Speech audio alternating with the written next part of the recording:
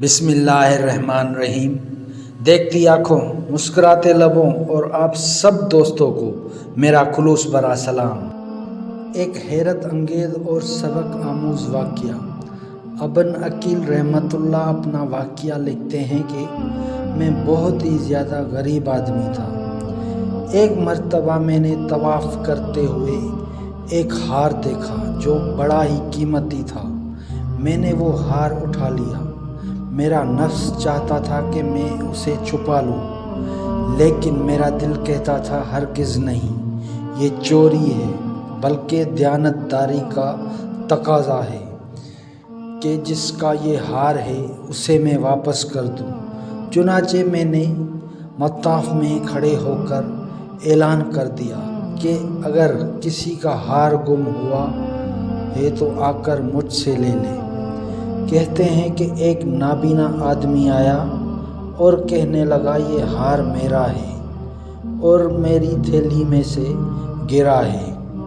میری نفس نے مجھے اور بھی ملامت کی کہ ہار تو تھا بھی نابینا کا، اس کا کسی کو کیا پتہ چلتا، چھپانے کا اچھا موقع تھا، مگر میں نے وہ ہار اسے دے دیا۔ نابینا نے دعا دی اور چلا گیا۔ کہتے ہیں کہ میں دعائیں بھی مانگتا تھا کہ اللہ تعالیٰ میرے لیے کوئی رزق کا بندوبست کر دے۔ اللہ تعالیٰ کی شان دیکھیے کہ میں وہاں سے ہلا آ گیا۔ یہ ایک بستی کا نام ہے۔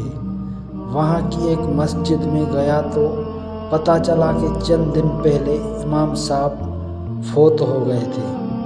لوگوں نے مجھے کہا کہ نماز پڑھا دو۔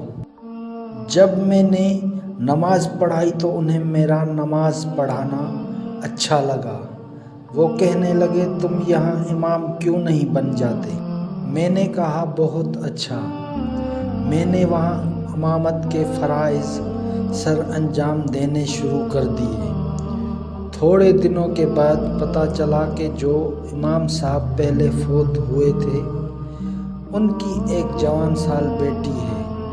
وہ وصیت کر گئے تھے کہ کسی نیک بندے سے اس کا نکاح کر دینا۔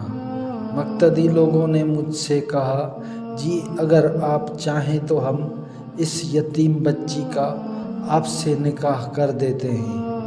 میں نے کہا جی بہت اچھا۔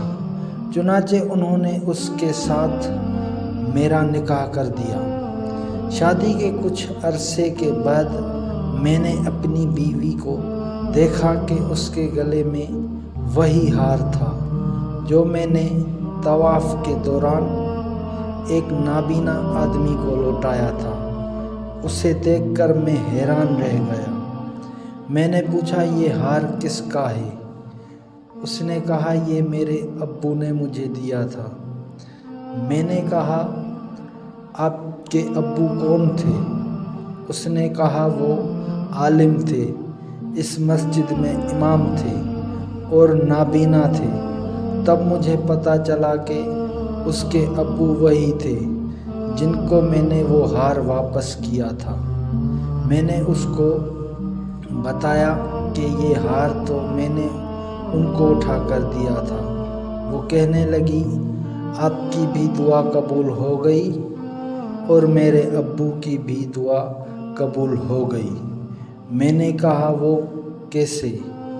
اس نے کہا کہ آپ کی دعا تو اس طرح قبول ہوئی کہ اللہ تعالیٰ نے آپ کو گھر بھی دیا، گھر والی بھی دی اور رزق بھی دیا، اور میرے ابو کی دعا اس طرح قبول ہوئی کہ جب وہ ہار لے کر واپس آئے تو وہ دعا مانگتے تھے کہ اے اللہ تعالیٰ ایک امین دیانتدار شخص نے میرا ہار مجھے لوٹایا ہے۔ اے اللہ تعالیٰ ایسا ہی امین شخص میری بیٹی کے لیے خاوند کے طور پر عطا فرما دے، آمین۔ اللہ تعالیٰ نے میری باپ کی دعا بھی قبول کر لی اور آپ کو میرا خاوند بنا دیا۔ تو مخلص بندے کا کام اللہ تعالیٰ کبھی رکنے نہیں دیتا، اٹکنے نہیں دیتا، بلکہ اس کی کشتی ہمیشہ کنارے لگا دیا کرتے ہیں۔ تو دوستوں کیسی لگی آج آپ کو میری یہ کہانی؟ امید کرتا ہوں آپ کو بہت پسند آئی ہوگی۔ اور ملتے ہیں نیکسٹ ویڈیو میں، تب تک کے لیے دیجیے اجازت۔ اللہ حافظ۔